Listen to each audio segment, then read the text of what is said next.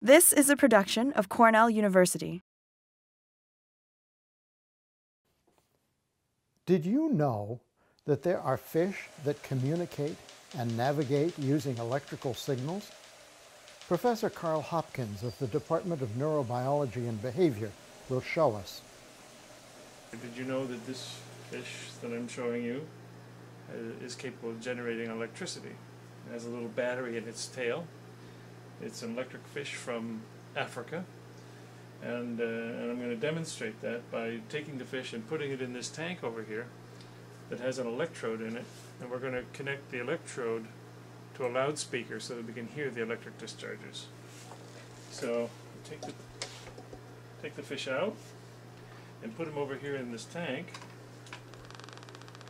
and then I'm going to turn the loudspeaker up so you can hear it.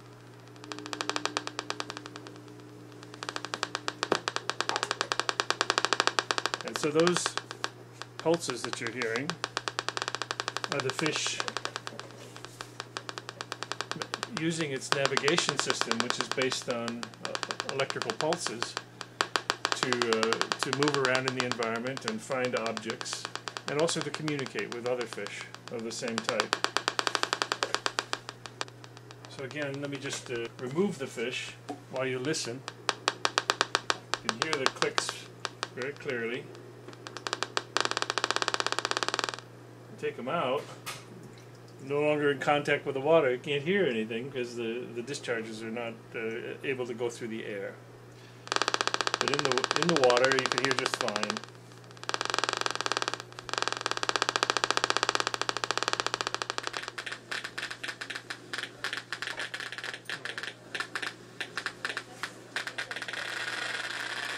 Isit here is an undergraduate student, and he and I are going to demonstrate this next week when some freshman students are coming to the lab to learn about what research is going on here at Cornell. And so we hope to demonstrate these electric fish to them, and also to show not just the electric discharges, but to show the electroreceptors which the fish have on the surface of their skin. So we're here to do explorations. Explorations was a program that was started about almost 12, 13 years ago by a graduate student teaching in the introductory biology course, Bio 101. And he thought, what does Cornell do best? Research. And the freshmen never got to see the faculty except for the few teachers that they had in the big courses. So here we are. So now you get a chance to visit a lab, and we hope that this afternoon that you can do a few of the procedures that we do during our research. The freshmen divided into 3 groups, one to work with Professor Hopkins and the other 2 with Brian and Farah. And so you're asking what they detect normally. What they detect is other fish. They're very sensitive, and they are tuned, electrically tuned, to the frequency that's characteristic of the other fish. Pretty good? Yeah. Now when you zoom it, you may have to refocus. Yeah. The fish is temporarily paralyzed and held in a little plastic holder. The spots on the fish are electroreceptors. Here's a close-up.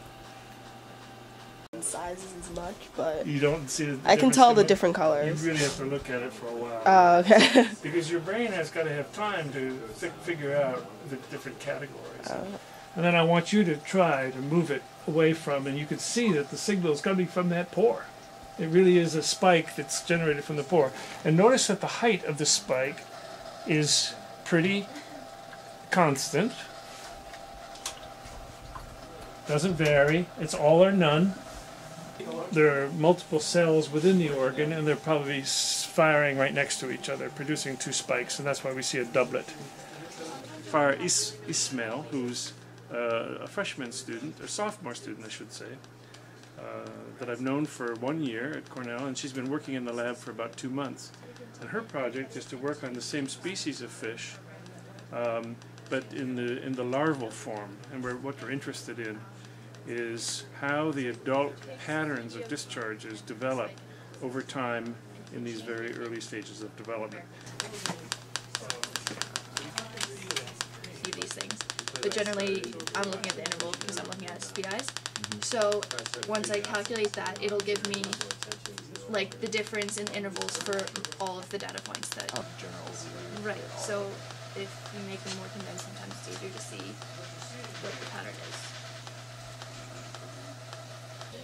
is. This is in MATLAB, so if you take CS100M, it'd be very helpful for pretty much any research if you're interested in doing research.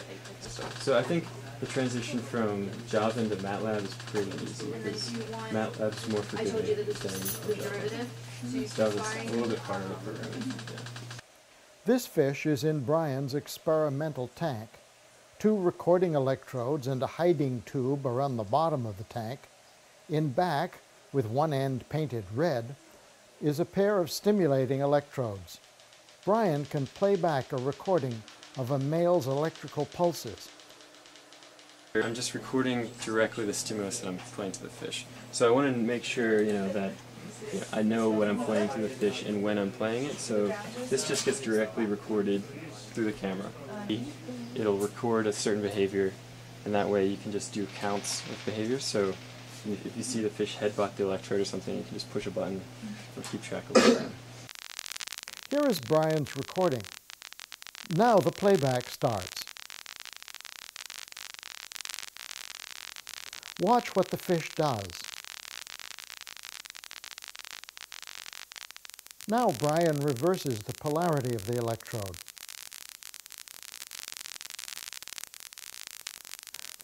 Where's the fish now?